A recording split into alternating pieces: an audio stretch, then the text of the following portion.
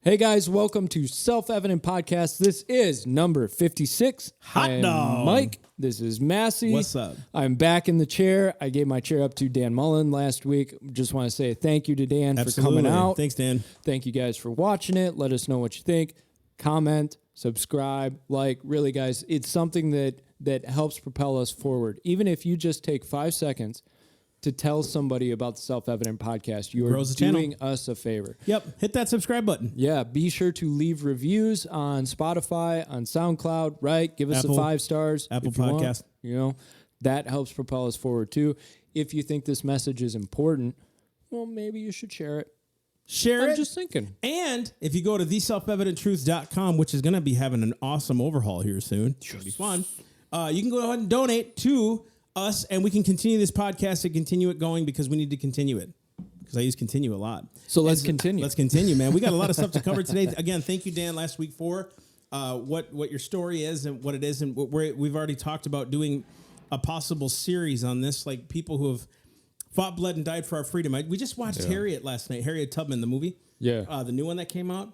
And it was so beautifully done. The idea that slavery existed. I'm going to go with this, and we can kind of hop into that. Go for it. But the idea that slavery existed is asinine to anyone. The idea of the national sin that was this black mark of slavery, not to mention the black mark of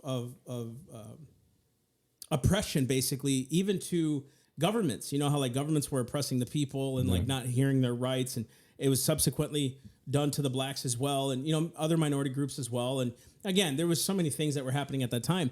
But to see this story beautifully done, what courage it took Harriet Tubman to free these slaves. It was like some almost 800, I think it was, by the time she was finished, or 825, I think it was the math, something along those lines.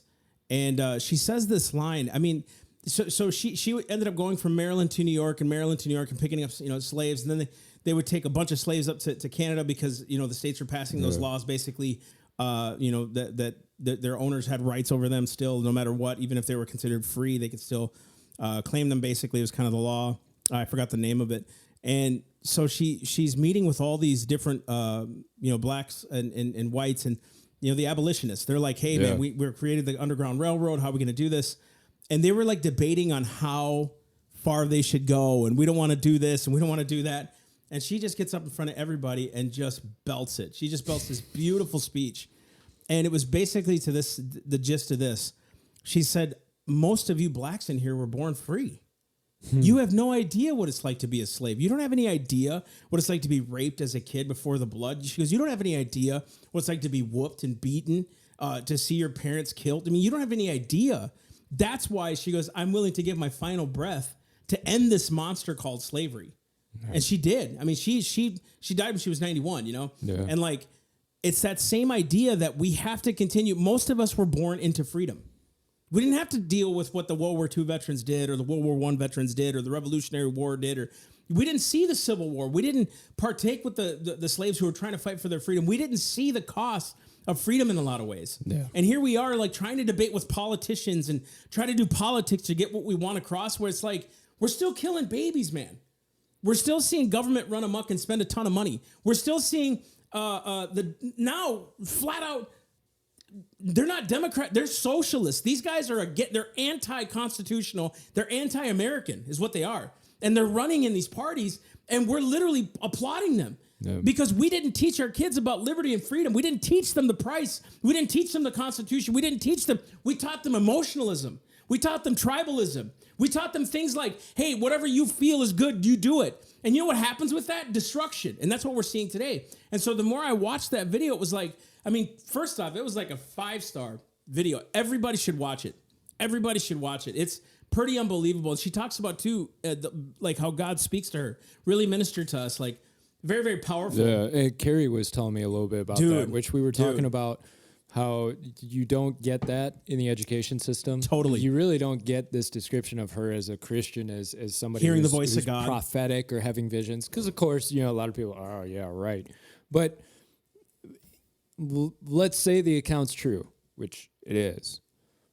You have somebody who's following the Lord. The Lord is literally telling her, Don't go this here. way. Yep. Go this way. Don't Unbelievable. do that.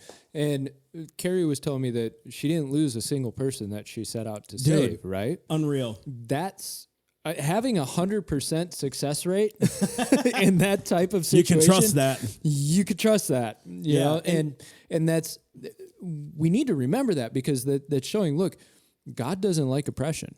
God doesn't like slavery. God does not like this process. And doesn't it prove, too, that if you're willing to submit to him and listen to his voice, he's the one that does the delivering? Yeah. What I found funny, too, was even the enemies of her, Harriet, like her former slave owner, I don't even like calling him that. That just sounds gross to me. Yeah. Her former supposed owner, right?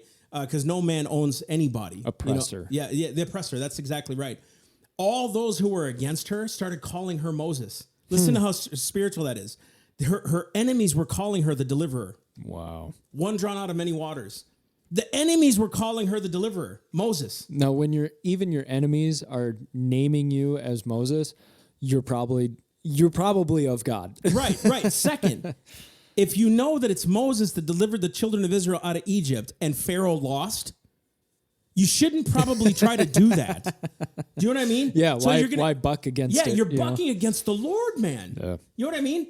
And then the owner of I'm giving a lot of information. You guys just got to watch it and it'll put all this into context. Finally, her supposed oppressor finds her and she's got him where she could kill him. She's got him right there. And he's like, if you would have just listened to me, you'd be on my property right now and you'd be free, or you would be working the land if you wouldn't be such rebellious, if you wouldn't be this and this. And she's like, I'm free though. Yeah. I'm not under you. Just like the manipulation, right? Yeah. Think about how politicians work today. If you would just toe the line, if you're either just a Republican or a Democrat, if you just follow us, we know how to get to the end. And yet we still see the rights of man eroded. Yep. For the sake of utopia that'll never come. Dude! Yeah. And we're going to talk about a few candidates today in the Electoral College. This is ridiculous. I mean, seriously, just some of these positions are grossly unbelievable, according to the Constitution. And so what we've done is we decided that we were going to do an electoral update or an election update in the Electoral College because there's a lot of discussion, obviously, about the Electoral College. 2016, Trump did not win the popular vote, but he won the Electoral College. And so when it happens, of course, then it raises up. Yeah. So which would you rather do? You want to do election update or let's do an Electoral election College? update first and then talk about the college. And I think the reason is because a lot of people have questions as to how that works. Why did Trump lose the popular vote, which I think the same thing happened to President Bush. Yes. If I'm not mistaken. Bush lost the popular by like 500,000 votes. Right. And he won the Electoral College. And we'll tell you how that works and why it's important to have that as a safeguard in the Constitution. What the Democrats are trying to get rid of is going to hurt them in the end. No. It will hurt them. Trust me. It'll hurt you. If you try to upend something like that, it's going to hurt you in the end. You know what? And it's for temporal gain that you're looking for. Listen to me. Which happens every time. Notice every time Gun it's always control. short-term, quick wins that they're trying to get, and it always backfires on them, and then they complain and whine about it a couple years down the road when it backfires on them. Right. But anyways, let's move on. Let's do it. Let's get into the election updates. So at this point, as of February 19th, right now, so we're looking at the primaries. Right now, what we've got is Bernie Sanders. He's at 24% on the national polling average. This is according to the New York Times, by the way. Yep. Because we're not against sources. We're not like trying to pick the conservative ones, right? Yeah, exactly. And who knows Democrats better than the New York Times, right? Bingo. Boom. He's got 21 pledged delegates. Biden right now is at about 23% polling average. Which he dropped. He's dropping. He's got 6 pledged delegates. And then Warren is 14% polling average. She's got 8 pledged delegates. And then Bloomberg stuff hasn't really. Scales. Yeah, he hasn't come in yet.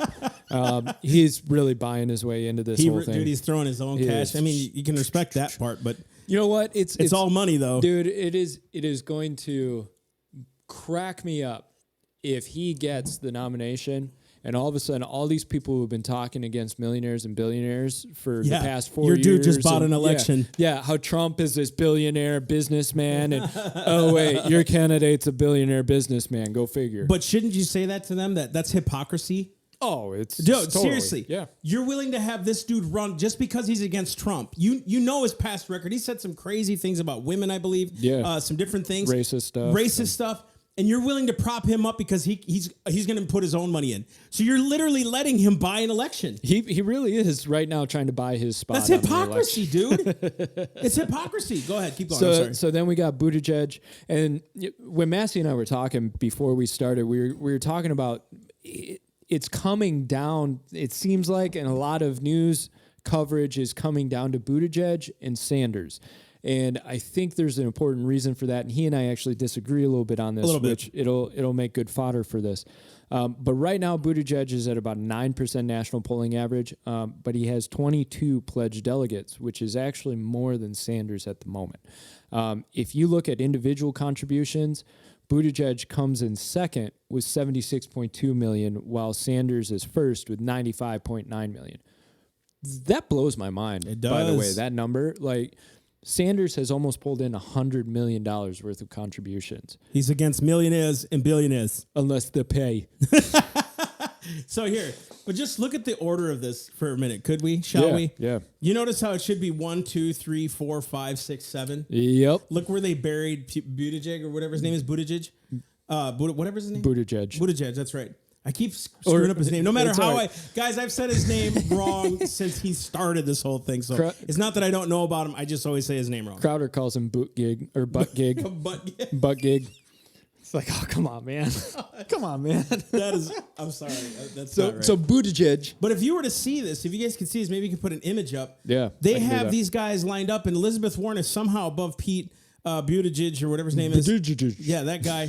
And then Bloomberg's above him, and he's not even scaling right now. Yeah. But the national polling average gives Buttigieg nothing. Yeah, he's 9%. Literally. But he's number 3 on weekly news coverage. Yeah.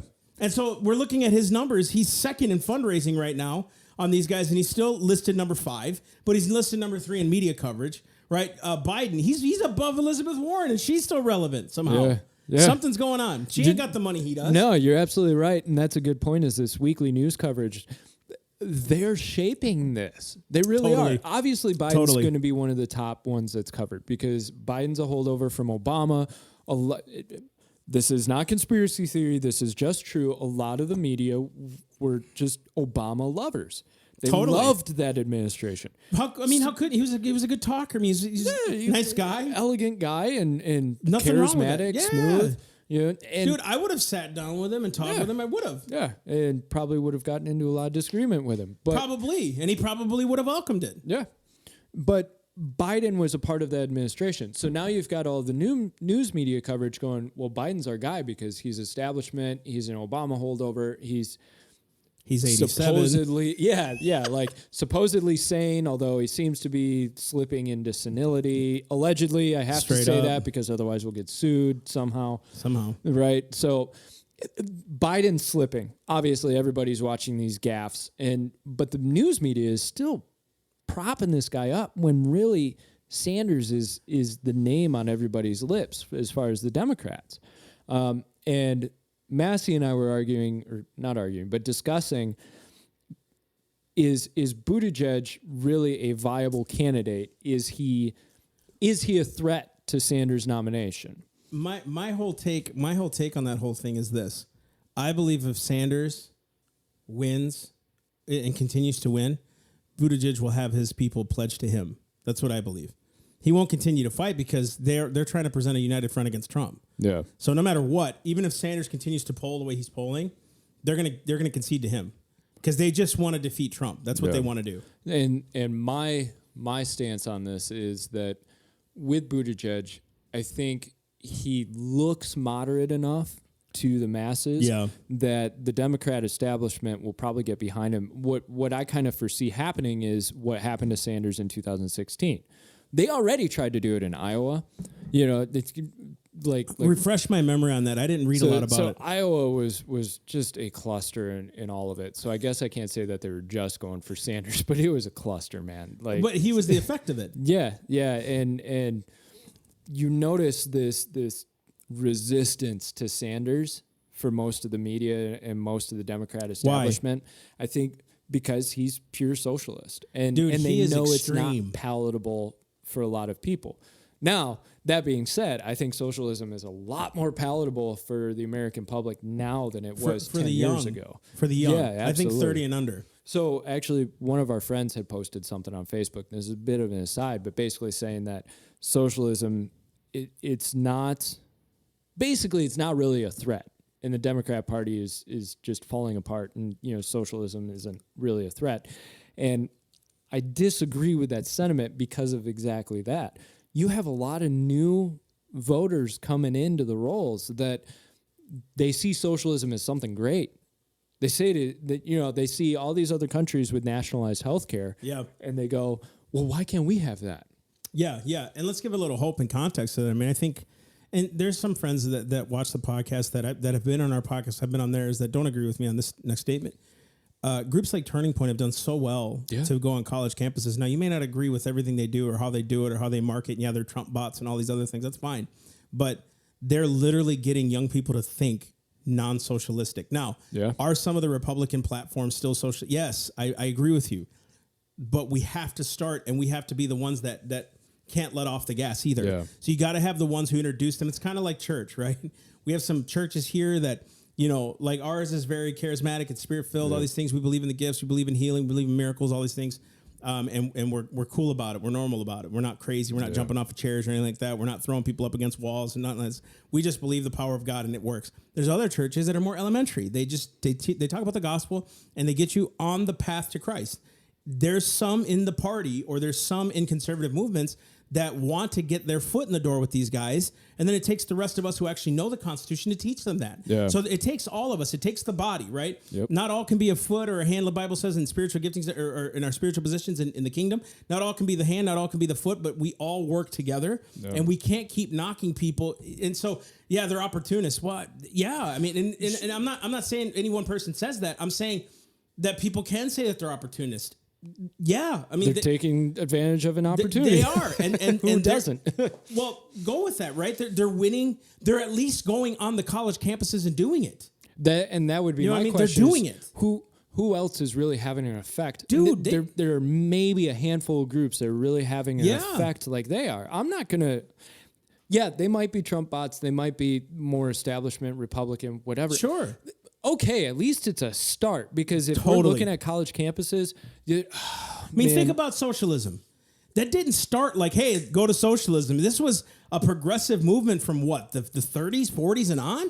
It was, and then all of a sudden you have the hippie movement, the 60s era, that partly the 50s, which are still kind of conservative, the 60s and the 70s and the 80s. Then they became professors, and then now our colleges are really into that socialist movement, right? And here we are with this generation of kids who basically think socialism is cool. It's okay. We've got the money that's just going to come out of nowhere.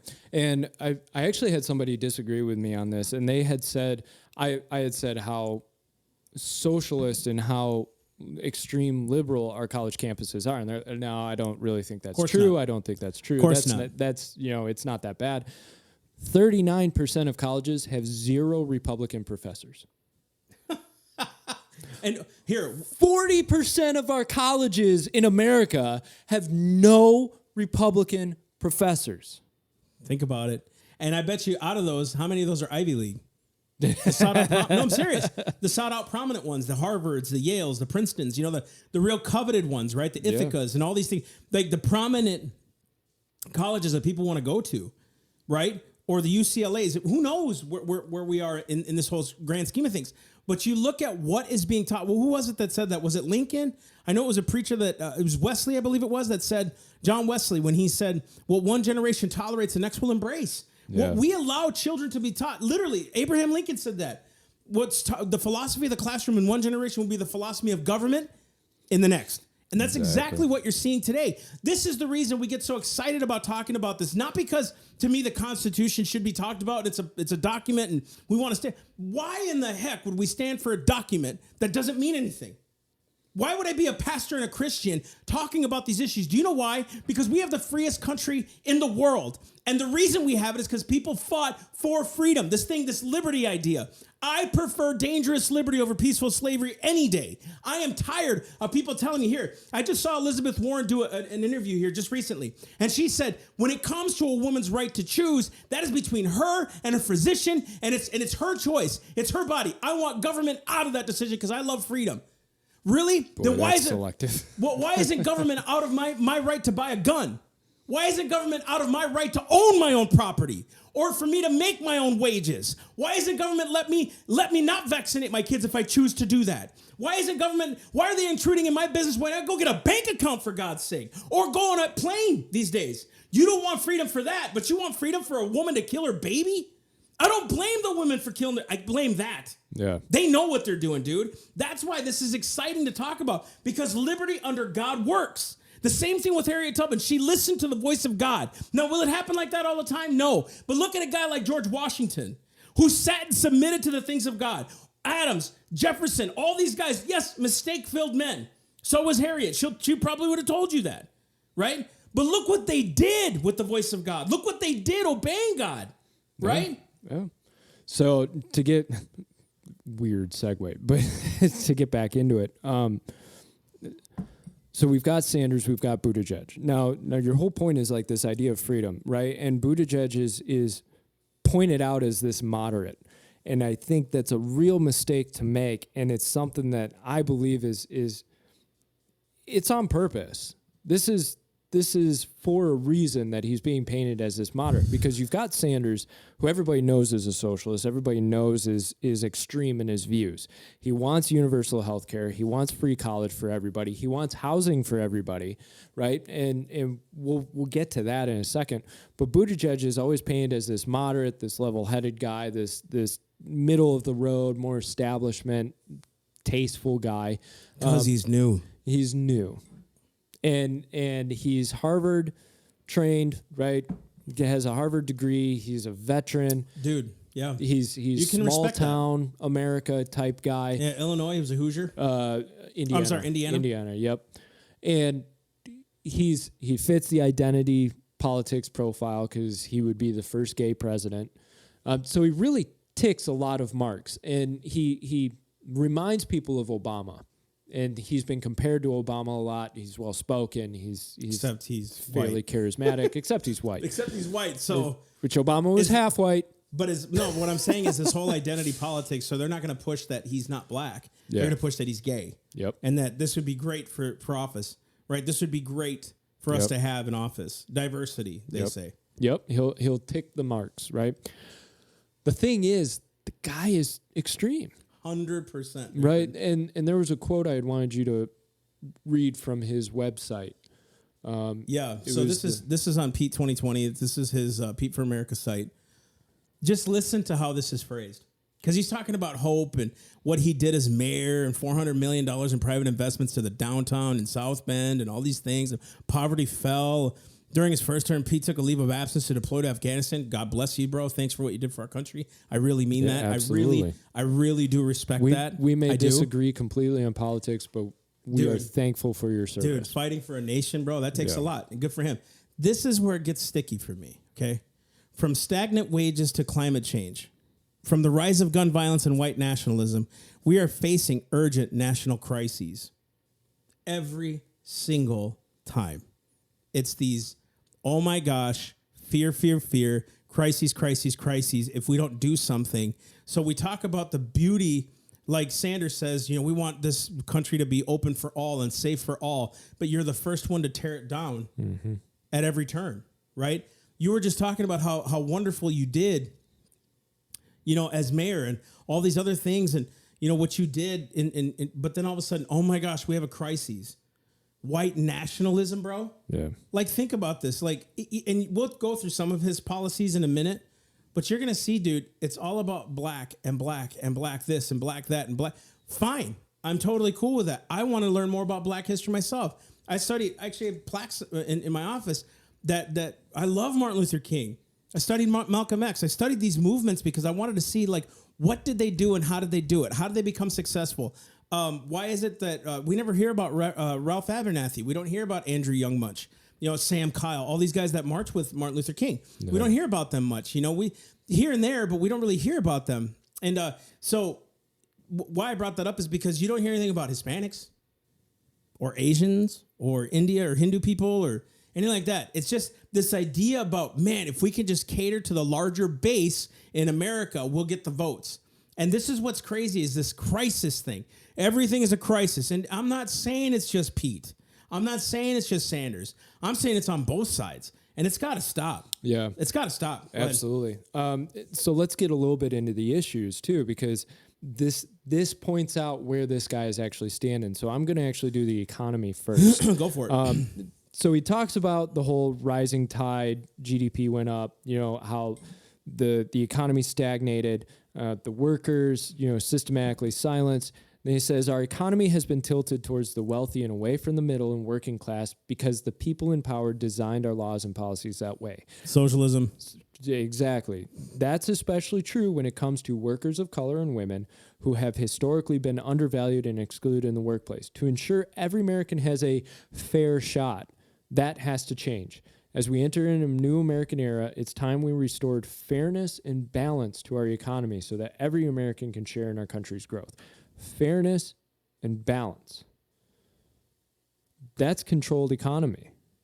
Socialism. And not just government being an arbiter of justice within the economy, but the government having its hands fully into the economy and determining, oh, well, we need more balance here, we need more fairness here. Socialism. Funny how it's the rich white people, basically, Always. who have kept women oppressed, even though they're white, have kept women oppressed because somehow all white men are sexist, especially if you're a rich white man. And they kept black people down, especially if you're a rich white man, which is unprovable. I had this debate. I'm not even going to talk about it, actually. Don't bring subjective arguments in an objective field.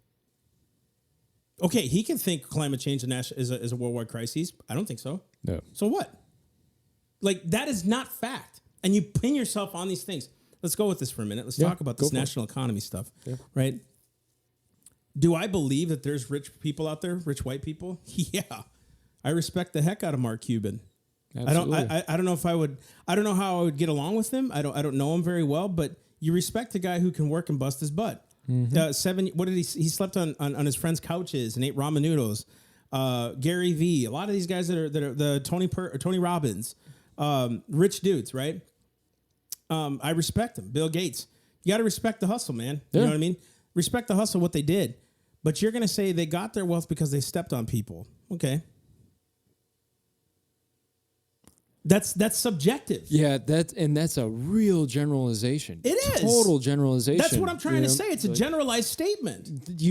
Because now you're determining that they're all evil and they've only made it to the top because they crushed innocent people. That's the idea that it always gets put across, is that it's innocent people who got crushed on the person's way up the chain, which there are some who crushed plenty of innocent people. There are some who just did better than other people. They did. And they did better in the competitive market.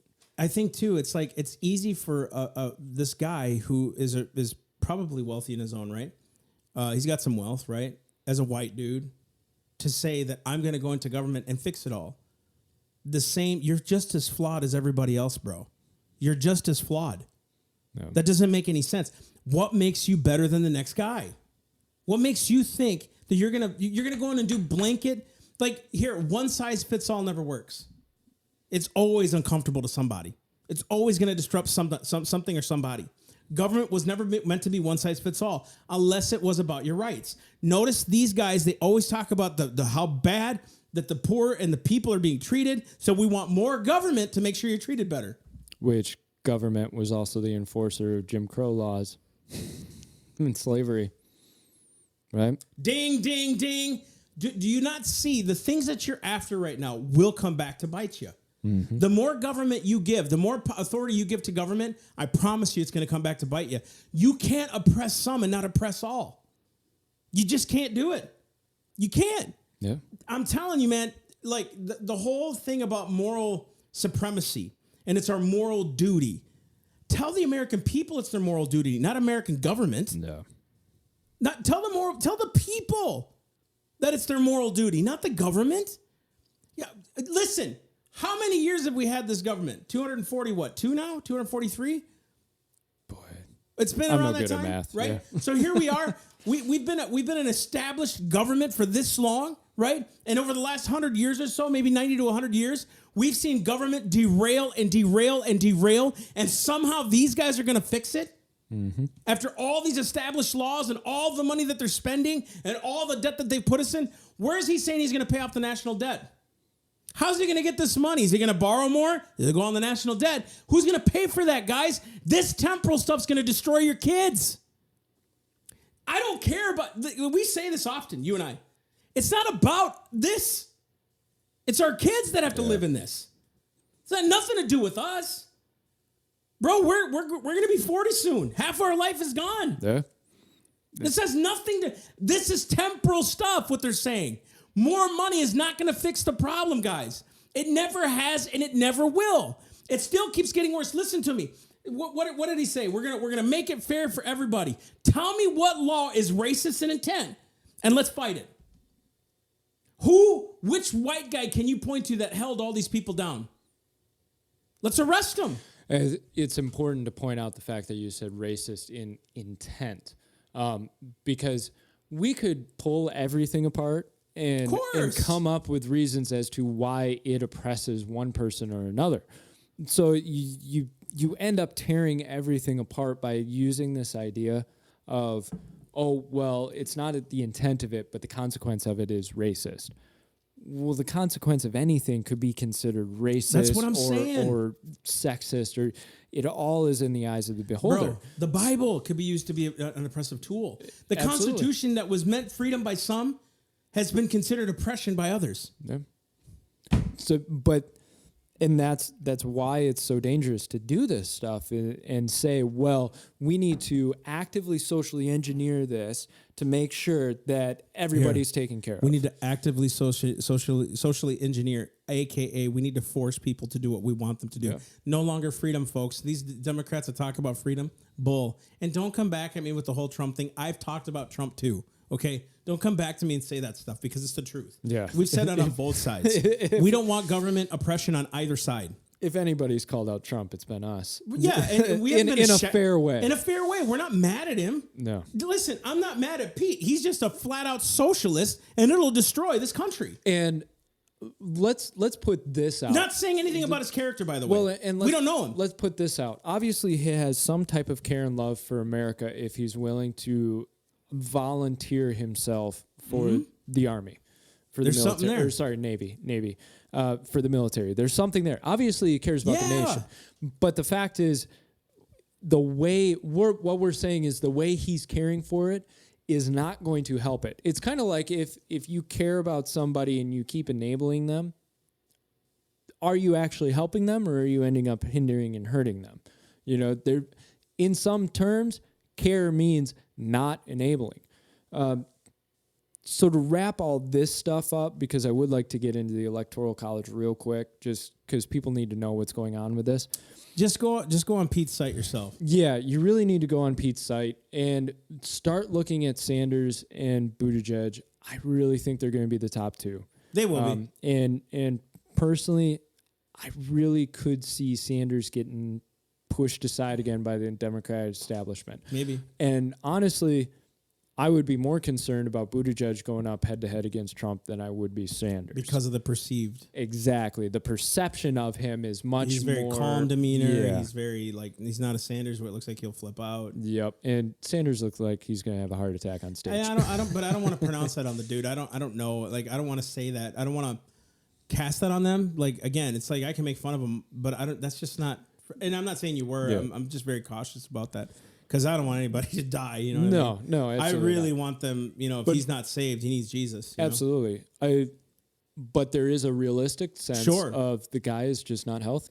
Now, this actually needs to be said. I'm sure Pete's got a really good disposition. I'm sure he's probably a nice guy to talk to. Mad respect on being a veteran, bro. We're not saying anything to your character. But I will say this publicly, he is dangerous to the politics of America. Yeah. He is dangerous because it's progressivism hidden under the cloak of moderation. Mm-hmm. This stuff that he's talking about is nothing but government control to the max. Even this whole thing about the Douglas plan, talking about equity for all and all these things. It's did you realize that Frederick Douglass was a Republican? And what are we supposed to reference? Oh, maybe our podcast? Yeah. Early on with K. Carl Smith. Yeah, he actually talks about Frederick. He wrote a book on Frederick Douglass Republicans. Actually, that's what he does nationally. He speaks on this. Yeah, which check him out. K. Carl Smith's the Shout man, out. dude. He's the man. We should have him back on, actually. We need to talk about this guy. This guy is Pete Buttigieg guy. Buttigieg is dangerous. I mean, there's just no other way to say it. Even down to his healthcare policies, I don't really care what you guys say. I'm telling you, this guy is beyond a progressive, and it's cloaked. He's a Bernie Sanders 2.0 in a very mild manner. Yep. There's no other way to put it. And he's smart enough to know that and to do the implementing. Absolutely. Right? Nothing in any of his plans gives power back to the people. He'll cloak it as power back to the people, but what he's really doing is saying, okay, well, government has to engineer it in order to give you power. Anything the government can give you, it can take away. Bingo. Great, and nice. So, very nice. That being said, I want to just get into the Electoral College stuff because I think this is something we need to pay attention to, especially with the election coming up. We have a new idea. No, it's not a new idea. We have an idea that's being pushed forward again, and this idea is states are signing on to give their Electoral College votes to the winner of the popular vote. They're basically trying to do an end run around the Electoral College because we won't just institute a popular vote. So right now we have 15 states signed on, about 73% of the 270 votes needed. You're going to say something? No, go ahead. And that's this idea. So Virginia was the latest to sign on to this, which, of course, why not Virginia go for broke now, right? Just reference what they just did, not listening to the American their own states. Yeah, their own people in their state. What 98% of their counties were basically giving the middle finger to this whole gun thing. 100%. I can't even remember. Pushed it. Just the idea that there was how many people that marched on the Capitol itself, very peaceful. Yeah. That you would just vote what you voted. You are just literally not caring about the voice of the people. Yep. You're opportunist in your own right. Yep. And it's dangerous, dude. Straight up dangerous. It's not even constitutional. Constitution works for everybody, dude. Absolutely. Not just for some. And it's they literally it's better to run by own principle than just the whims of man. Unbelievable. So Virginia is the latest one in this whole system. And what they're doing is they're saying, okay, whoever wins the popular vote. So let's use 2016 as an example. Let's say Trump won Virginia in 2016.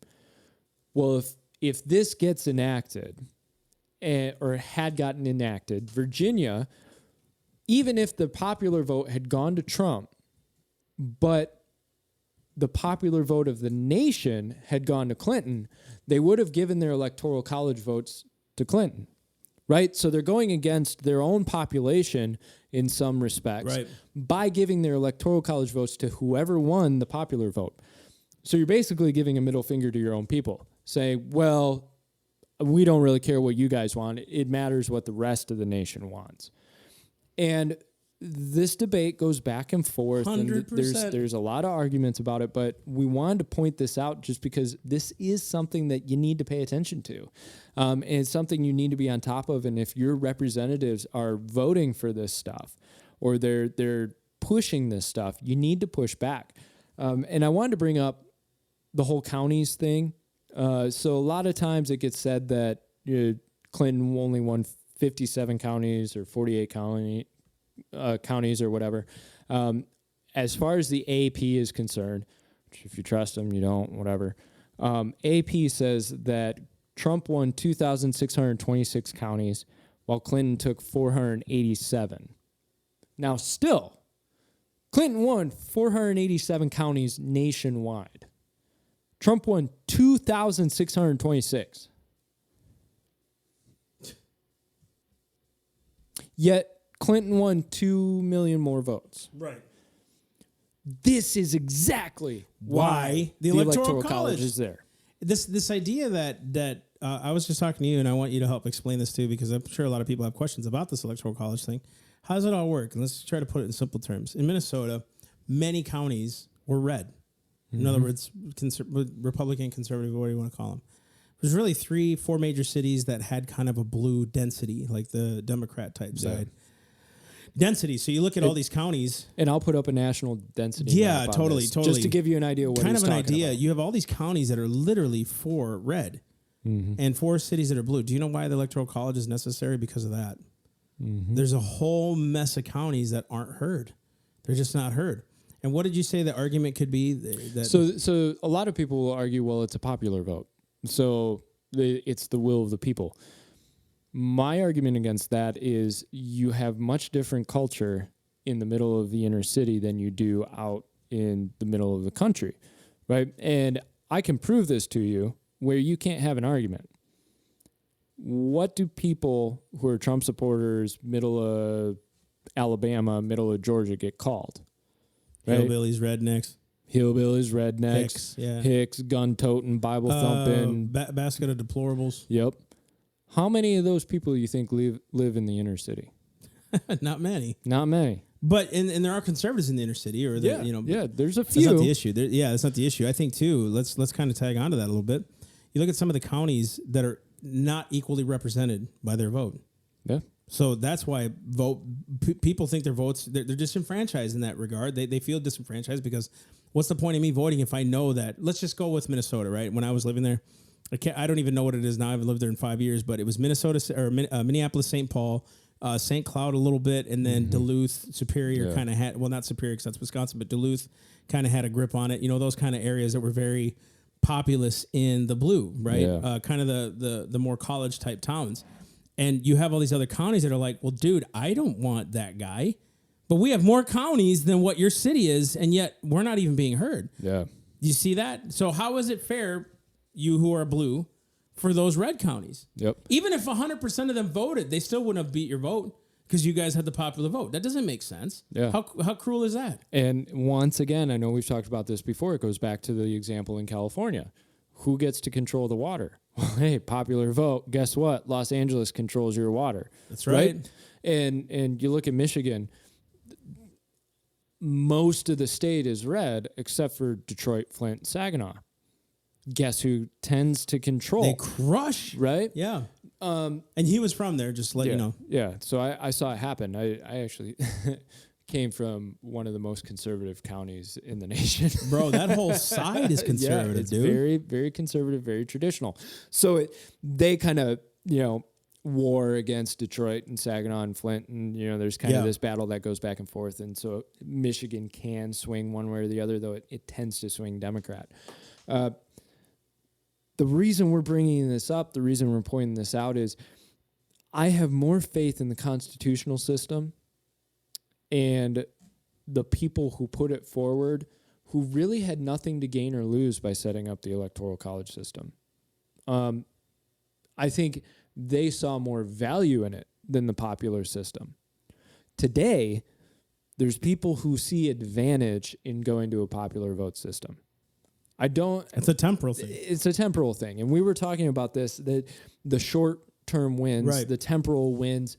Right now, it's what's going to help us in the next election. 100%. What's going to help us tomorrow. 100%. Whereas the Electoral College is something that weighs, it helps settle all this stuff down of the big waves that go back and forth.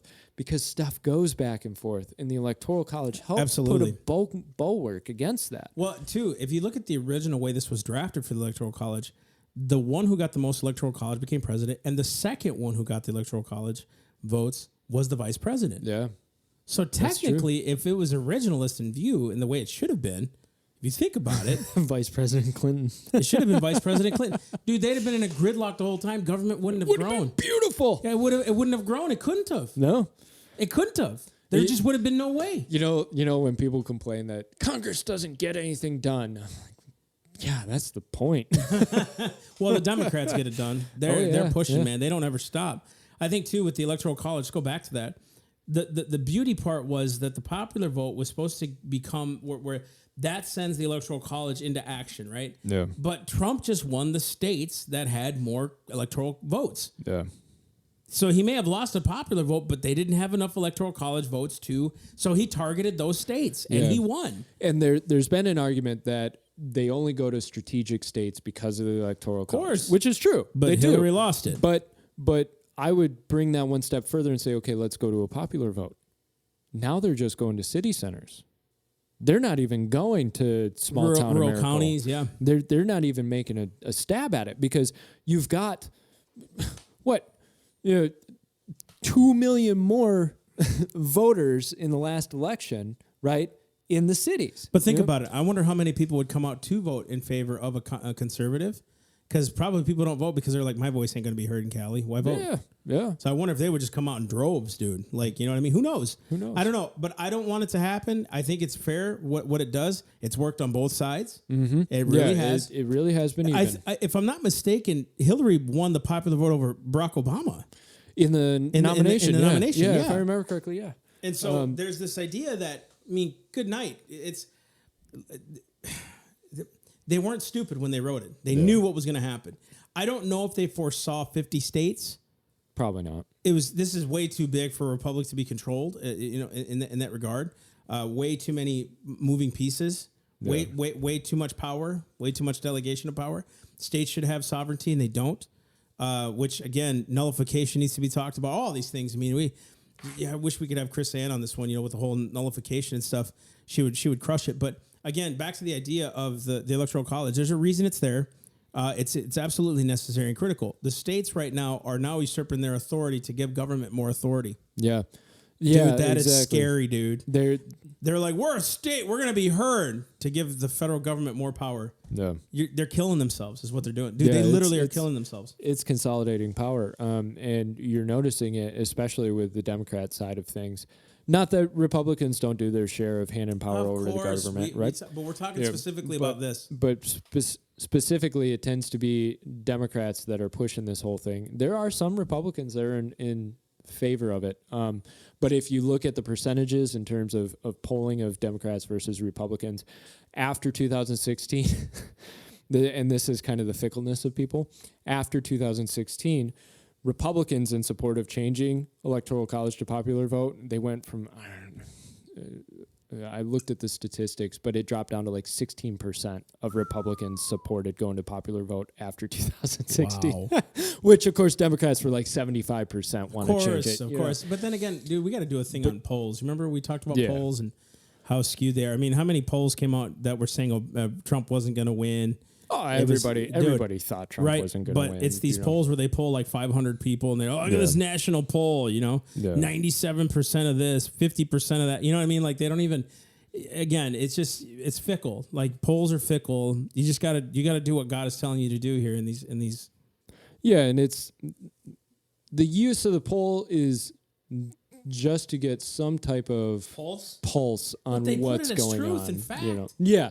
They say, they didn't even reference them anymore. They say 16% of Republicans. Therefore, Republicans nationwide. No, 16% of the Republicans that you polled said this. Very deceptive. Very deceptive. It can be extremely deceptive. But, that's okay.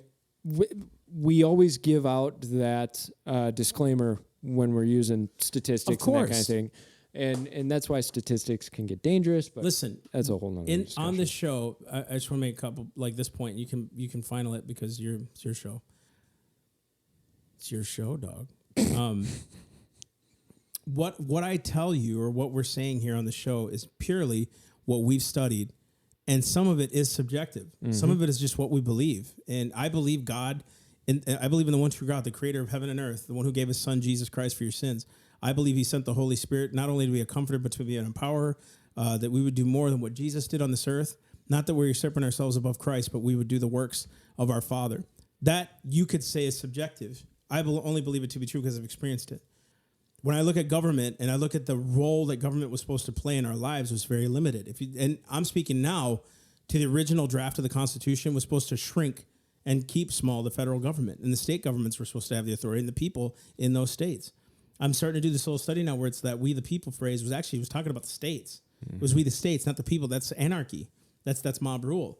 It wasn't talking about a democracy there. It was talking about the states and being a republic. And so, because the federal government was supposed to guarantee each state a republican form of government. In other words, where the representation was by the people were being represented, right?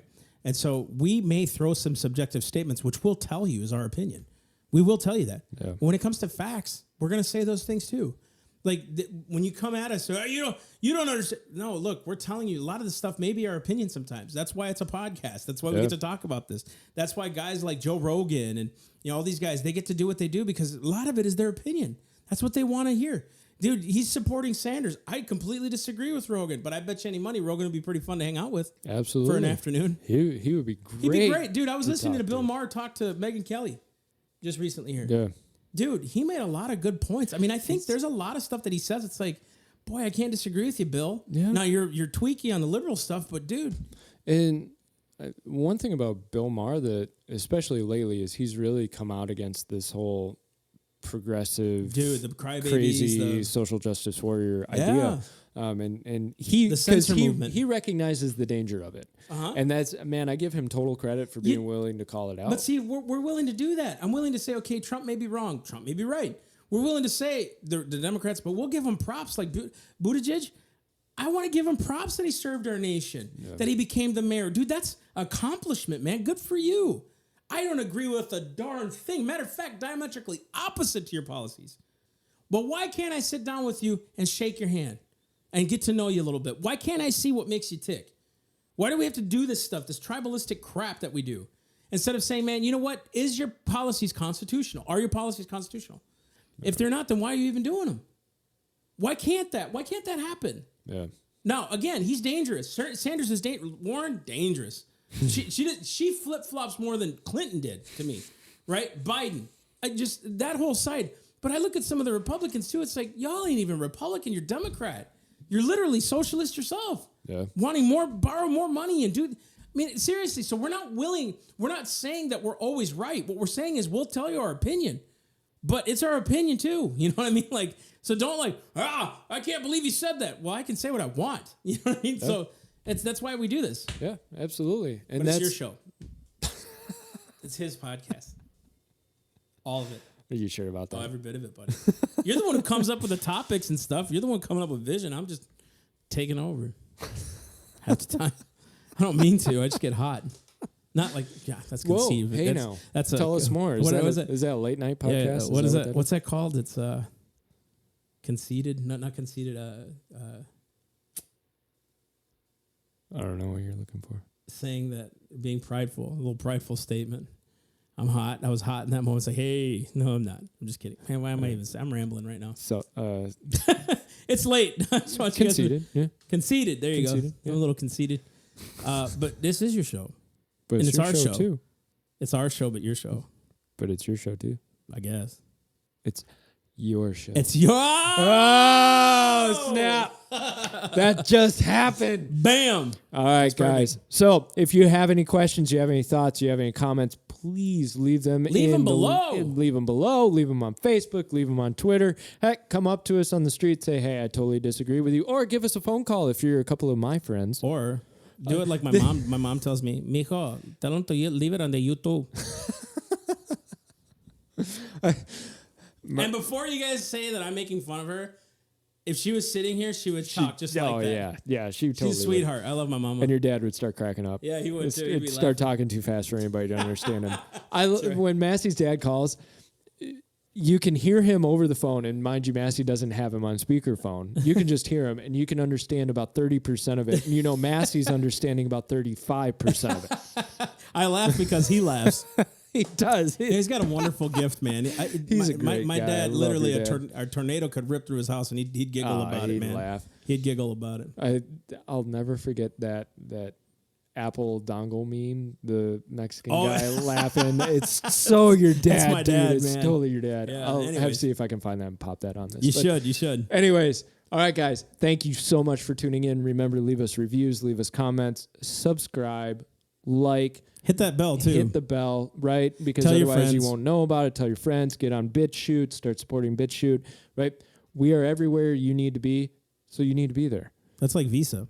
We're everywhere you want to be. Is that an endorsement? They might get mad at me. Allegedly. Allegedly. That's Weeza. We're everywhere. Yeah, Weeza. We're everywhere we want you to be. Hey. Again. All right. Anyways, we love you guys. Take care. Have a great night. God bless y'all. Love you.